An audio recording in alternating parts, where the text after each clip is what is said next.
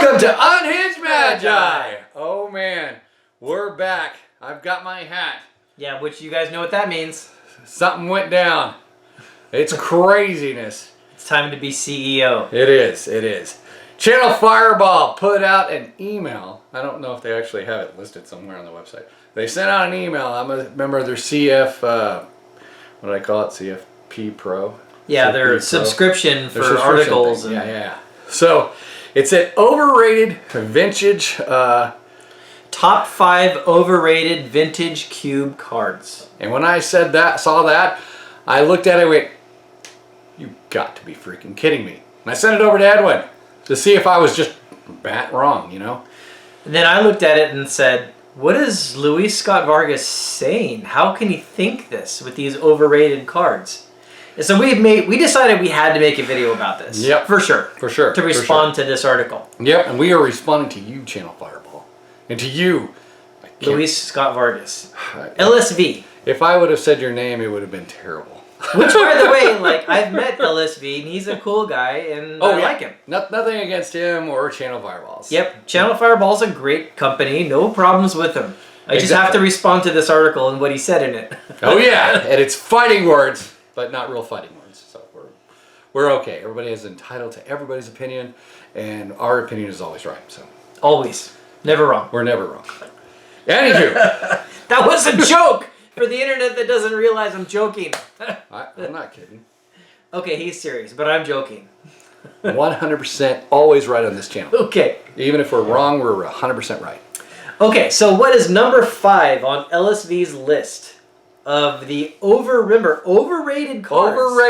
Overrated. Number 1 was this one, and that's number 5. Number 5. Sorry, my bad.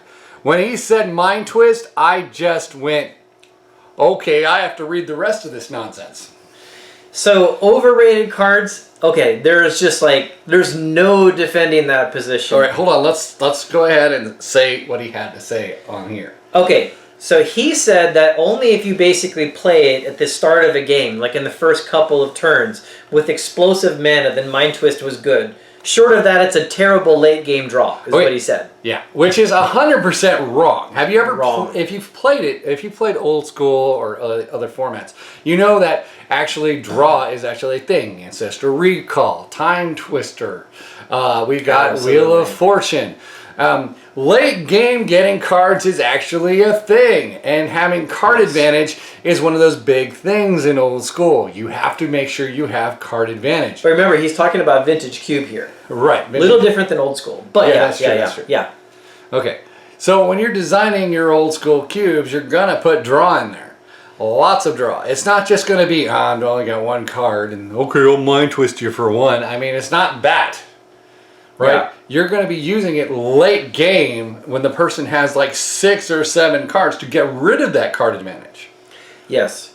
I have won and lost far too many games because of Mind Twist by itself to not clearly see that as like an incredibly powerful card. You can actually change the game state as well with Mind Twist because your opponent could have card advantage and board advantage, but if you remove their card advantage, you can come back. Yep. Yeah, there's no way that Mind Twist can ever go into a category of overrated. Just no chance. The only way I could even like begin to see it is based on the cost. If you were in a format that was so fast that putting 4 or 5 mana into anything meant that the card was bad because that was just going too long into one strategy, that's the closest I could see. But so that would be designing... That'd be vintage. That would be vintage, but you would be designing if you were designing a cube and that happened, then you're designing it incorrectly. And the reason why I can concretely say this isn't correct for vintage cube is if you've designed your cube that any spell more than 3 or 4 mana is a terrible spell, then you made a terrible cube. Because then you've made a cube where like every card has to be like either an instant or like 1 or 2 or 0 mana. That's not a fun cube to play in. I got my 1/1 script spite on the board note. Yeah, and let's be sure, maybe some people don't know what a cube is. Cube is when a person who owns the cards puts together like, it has to be at least like 400 cards, but could be more. Sometimes they're singleton, but what you do is you collect together a bunch of cards that people will use to recreate booster packs, and then you'll like shuffle them all together, make stacks of 15, and every person gets 3 booster packs effectively, and then you just treat it like a booster draft where you open a pack, draft a card out, then pass the rest. Yep. And you do it from that point on. It's just like a draft effectively, but instead of buying new packs, the person who owns the cards makes the cube, and that's what people will actually draft from. And so the person who owns the packs, if you put together a cube of like one thing or another thing, well, that's going to be what's actually inside of it, right? So the designer of the cube has all the power onto what actually goes into the cube. Yep.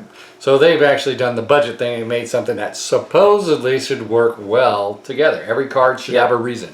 Yeah, no, I've made several cubes. I would never make a cube where there is no cards over 3 cost mana, because then you've eliminated just like so much of what Magic has to offer. You want there to be like fun games and lots of strategies that people can try. You want that to be part of it. So a cube that has a mana curve less than 3 would be terrible. Yeah. And so, but a mana curve that's like a normal mana curve, where you can go all the way up to like 8 or 9 mana for something to do something really big, well, that's better. And in that kind of situation, Mind Twist is still amazing. Yes. Yeah, so there's no way, LSV, no way that Mind Twist is an overrated card. It will just win a game. Yes. All right, we're going on to number 4, Sword of Fire and Ice.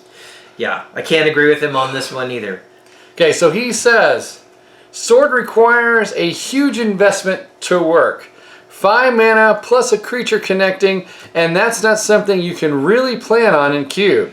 These are far from bombs that they appear to be. Well, first off, it requires 3 to put on the board, and then 2 for equip.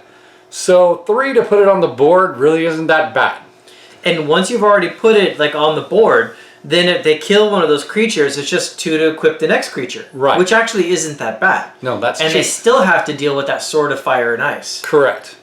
And so that's, to me, that's like, it's just insane to say that that's not going to be good. I mean, when you're drafting, maybe when you do Sword of Fire and Ice, you draft more creatures. Yeah, that's exactly what you do. If I saw a Sword of Fire and Ice and it was a cube, I would definitely draft that, because you can go any color you want. It's a colorless mana like thing, right? So it doesn't matter. It's not committing you to anything. And then after I've got that Sword of Fire and Ice, I'm going to be looking for 1 to 3 cost creatures that have a utility besides that. Yeah. Because I'll get maximum benefit. I mean, right off the bat, there'll be at least a 3/3 creature, if not bigger. But then whatever that other utility they've got, if it was like a Royal Assassin or something, there's other stuff you can now do with it, right? So, I've literally won, vintage cubes, because I drafted some of the swords. The Fire of Ice is one of my favorites. Yeah. And then I just put together low-cost creatures, and the other guy didn't have the card advantage required to like take it down. It was like Tron, basically. You just put a little 1/1 on the creature, then click, click, click, click, click. These swords go on, and then now you're unbeatable. Yeah. Just no way. It's an amazingly good card in Vintage Cube. All right. So now we're going on to number 3. Now we might be in agreement on this one. Yes, this is the only one on his list. Let's go ahead and read what he said. This is a Constructed Sphinx. Consecrated. I'm sorry. Yeah, Consecrated Sphinx. Constipated Sphinx. It's like the Constipated Sphinx. Anyways. We should have led with that. Sorry. I read things wrong, so it's just like, Anyways. In Legacy Cube, Sphinx rules the roost, but it's not a card you should be taking in the first 5 or so picks in Vintage Cube, given that I never see it later than that. This is definitely overrated. Now, I can pretty much assure you it's a 4 costing cost. No, 6, right? 6. 6 for a 4/6? For a 4/6 flyer.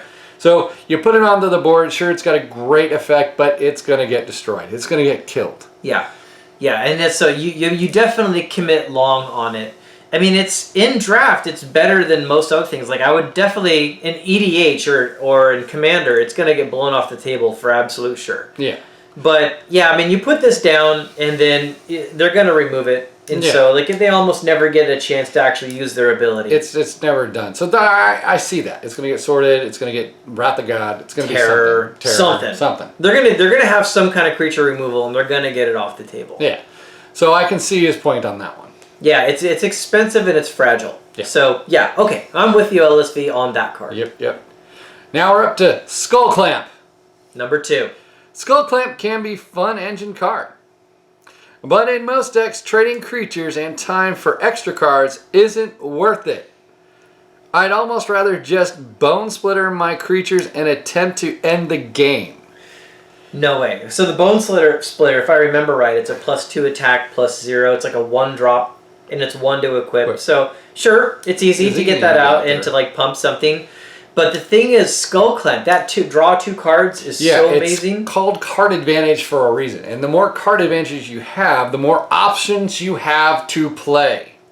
Absolutely. If I have a Skull Clamp on one of my creatures, I almost don't care if they kill it. I almost want them to. So I'm going to swing that right into their face as much as I can, and I want them to take that thing out because I want to draw those extra cards. Exactly. That's the whole point. And there's even times, like, of course, like, you know, unless you put multiples of these inside of a cube. Well, yeah. I've played decks that have multiple Skull Clamps, and that gets even more insane. Like, you know, you drop an Ornithopter or something on the table, Skull Clamp it twice and draw for 4. I mean, that's so good. Right? Do you want less cards or do you want more cards?